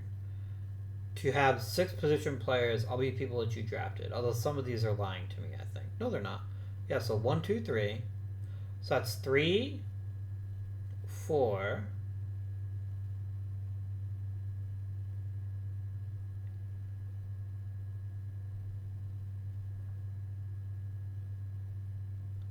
Five starters this past season. We're all draft picks. We had some foreign free agent signings. We had Lee, who's one of our best, and then a handful of trades. Probably none more important than one for Ji-Hoo Kim. And we got it for our mediocre catcher. So that felt really good. What about late pitchers? Less successful. We've mostly been successful identifying good pitchers that pitch for other teams. We've only actually had 2 pitchers that we drafted. Both of them very recent draft picks, and Jun So Bae and Jun Young Kim. Where's the other Bae? I wonder if he is in the minors now, because you moved him around, but...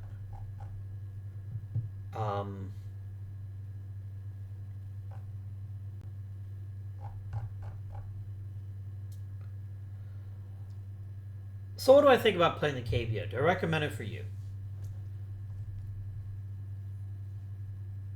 I love certain things about the KBO. I think the whole idea of picking your foreigners is really engaging. The idea that you can have basically 3 super players, but you have to pick where they are and what position they hold, which is really fun. I find the financial management to be relaxing because most players don't have very high salary demands. It's very easy to keep great talent in the KBO. Very easy. Because of how long they're in arbitration, which means I can just keep people as long as I want to, and then by the time they're out of arbitration, they generally tend to be crap anyway. And their arbitration can go down, which is also really helpful. Like, it's not a constant line go up, it's line go somewhere. So that's a really nice piece of this as well.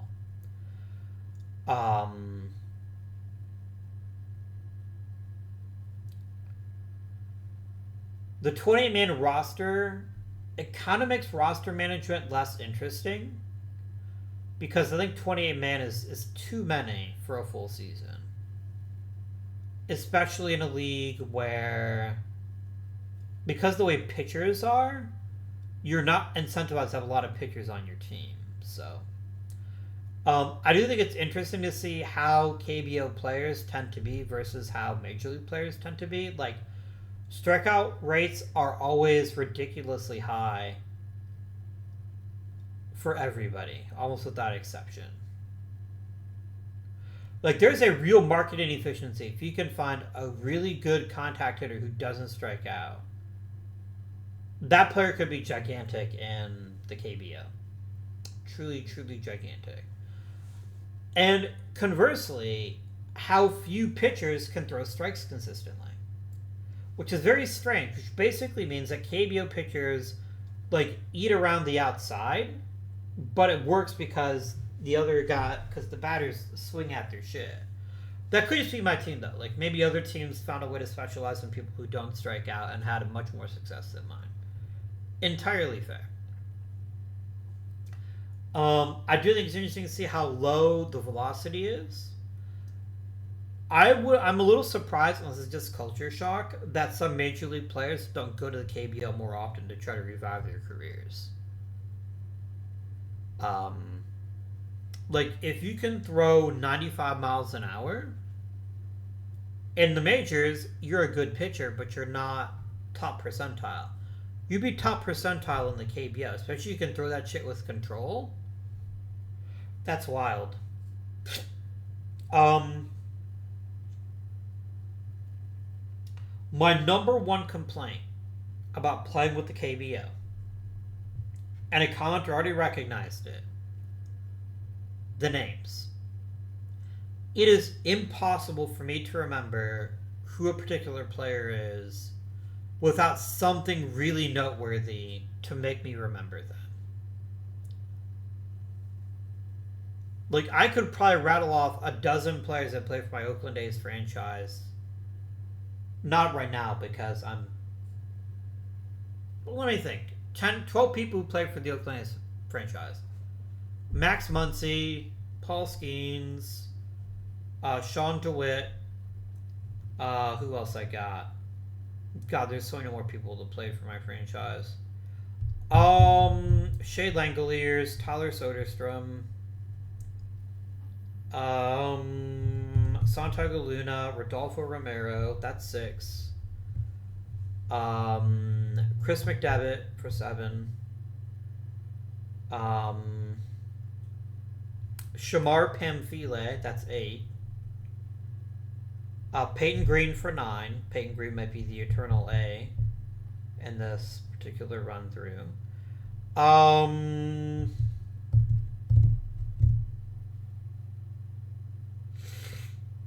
starting to draw blanks now. I just had it. Joel Volpert for 10. Another one of our closers.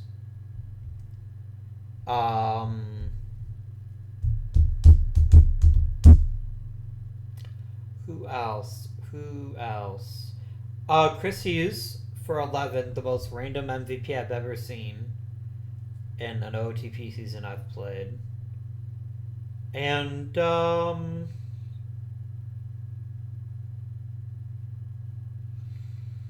Jorge Gallego. There you go, 12 players. That took me longer than I'd like to admit, but I did get through there. If I hadn't just gone through a bunch of them, I could not name 12 players that played for me besides the foreigners, because it's easy for me to remember their names. And that's not really a bug or a feature. It just is what it is. But it does make it a little more frustrating. If I were going to play this on my own, I would probably give every player a nickname and use nicknames or something, because otherwise it's really difficult to remember who plays which position sometimes. I don't love only having one minor league level.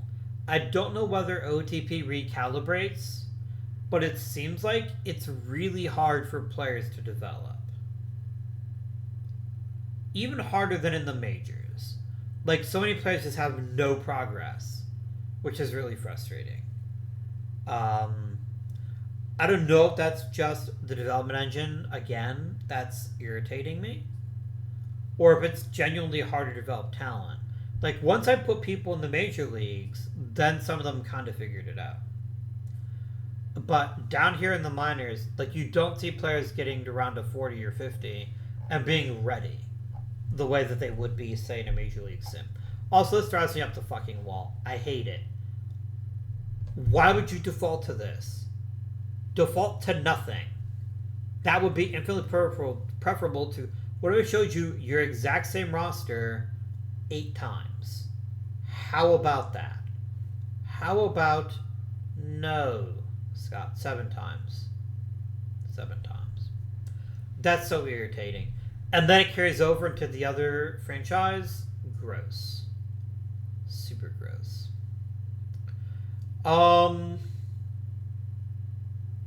You can still make trades, but I do find it's a much less trade-happy league because of the talent issue. It is so easy to control your talent that unless you genuinely fuck up, you're not going to have a very difficult time keeping it. Which means it's harder to get better through trade. It can be done. But it's either got to be somebody other teams don't value properly, or you have to get really lucky. I would love to see. I think there is actually a thing that exists to that effect. I would love to see. If you look at off-season summary and it lists which teams won by WAR, I'd love to see that for general managers. That would be an awesome thing and feel really cool. So how about you get on that, OTP? Just be like, these are your best transactions as a general manager. These are the ones that were the worst. I can click on. Oh, here it is. You get pluses and minuses. That's kind of neat. You at least get something here. No, that's sort of just added a player or subtracted a player. That's not even that good.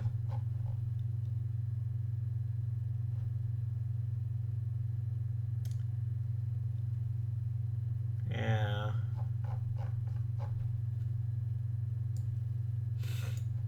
But just look how rare it is to see trades here. Like, they're just not as common. And when they do happen, they tend to not have a very large impact. Soo-Yoon Kim. He sucked. But I did have fun, though. I did have fun playing through this and sharing it with y'all. It was fun to be a manager again. Especially when there isn't much to do in the off season. I think being the manager makes it a little bit more fun. If I played the games, we might have had 3 world championships because it was just that close. Our best season by score is the one we won the Korean series, but then there were 2 others that were over 1,000 when we also made the Korean series. So I hate the playoffs. It took me a while to get there, but I hate that. Hate it, hate it, hate it. I don't enjoy a postseason tournament where, first of all, one team gets a win before they even show the fuck up on the field. That's gross. That feels bad. And then, like, you just, like, if you win the Korean series and you weren't the best team in the league, it's a tremendous accomplishment. Because you have to fight through all those consecutive rounds to get there. That part is cool. But it doesn't feel good. It doesn't. It's too much of an advantage to have to play later. Like, I know there's this big thing in Major League Baseball this year where people are like, it's not fair that there's such a long layoff between the end of the regular season and the postseason for teams that got a bye. And that's why teams that got a bye fared relatively poorly. To which I say, that's bullshit. I don't believe it. It isn't a long layoff, it's just a small sample size postseason series, and some teams are going to play a punch above their weight, like the Diamondbacks, and some are going to punch way below their weight, like, say, the Braves or the Dodgers. That's just how postseason series are. I don't buy the whole one team had a really long layoff, the other team didn't, therefore the team that didn't have the layoff is the more advantaged. That makes no sense to me. It truly makes no sense to me. But the fact people keep trying to push it as an argument is very odd to me. That is not the case here. It is painfully obvious that it is a gigantic advantage, huge advantage, to finish high in the rankings so that you get effectively a 2 or 3 round bye. And that means, while there's some predictability, there's not as much unpredictability, and it's hard to get in the playoffs. Only 5 teams make it. And I don't like it. I don't like it being that hard for a first round team to win the championship. You could say maybe it happens too much now. Fair. The Diamondbacks didn't win their division. The Dodgers did. But the Rangers No, the Rangers didn't win their division either because the Astros did. So both World Series teams this year were wildcard teams, right? Or did the Rangers win the World Series? Or did the Rangers win the World Series, but did they win the AL West? I don't think they did. Let's see here. 2023 MLB season.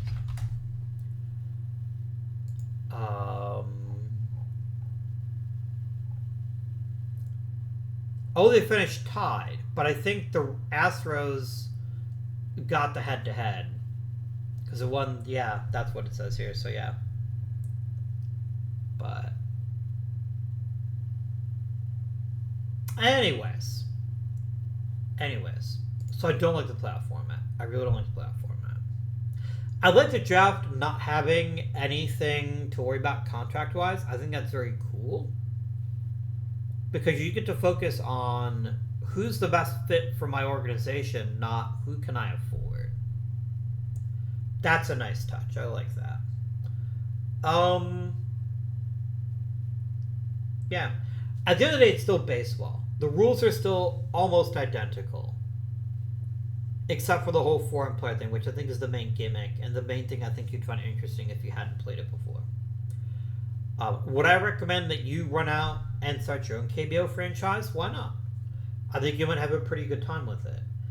I think it is a really good series if you're going to play all or most of the games. Because the strategy with having such a big roster is more interesting. You can plug and play people. You can use platooning more than I did.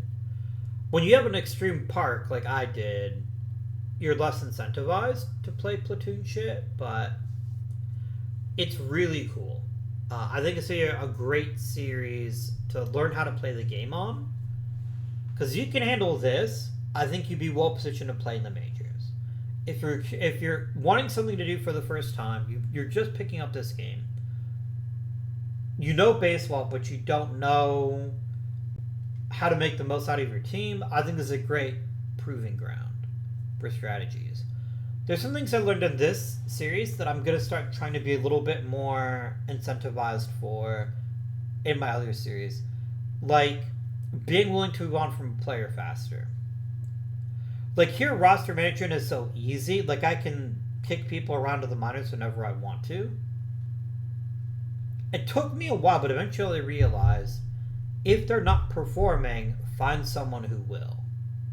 Whereas I think in the Major League Series, I've always had that mental block where it's like, if I trade this player, I'm going to get somebody worse. But I could get somebody better. Remember Branch Rickey said it's better to trade a player a year too early than a year too late. And that is something that I haven't done in either series. Now I think about it. I don't trade established players that I have team control for. And part of that is because I'm successful without doing it. I'd rather keep players like that. But that is a way to really supercharge a rebuild. Is to take that one or two great players and understanding that you're losing a possible great player, but turning into 3 or 4 really good ones. I find that compelling from a gameplay standpoint, from just an everything standpoint. It's more compelling to understand when to pull that big trade in either direction, which the KBO doesn't let you do, but you can get a taste of it. But again, the issue is always going to be, it's comically easy to keep your team together. And because that's the case, and because it's so cheap, it's going to be hard to get premium offensive or pitching talents on the market that aren't like stupidly overpriced for one reason or another. So that's how that works out. Let's talk about what's coming next. We will be playing starting next. Oh no, it's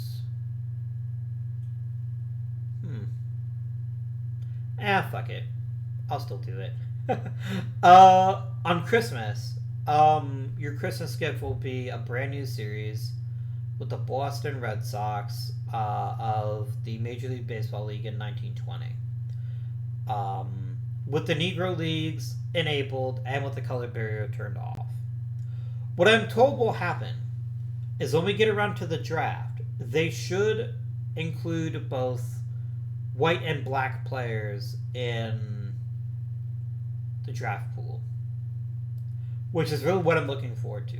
I want to see what would happen if, say, like, think of the great years we missed out on a player like Willie Mays' career when he started out in the Negro Leagues, who's already a Hall of Famer, which is what's hilarious. But what Satchel Paige would have been like as a young man, with Josh Gibson, Luke Easter, Cool Papa Bell, if they're competing against the best of the best, how would they have fared?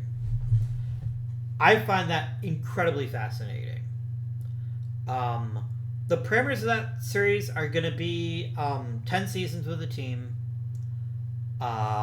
win, lose, or draw, possibly extension depending on how things are going. But I don't want to get stuck with one team forever. I think that could make it go rather dull. Also, in the first episode, because there is no draft pool, I will purchase some players from the Negro Leagues because that is legal. However, I'm going to keep it to a minimum.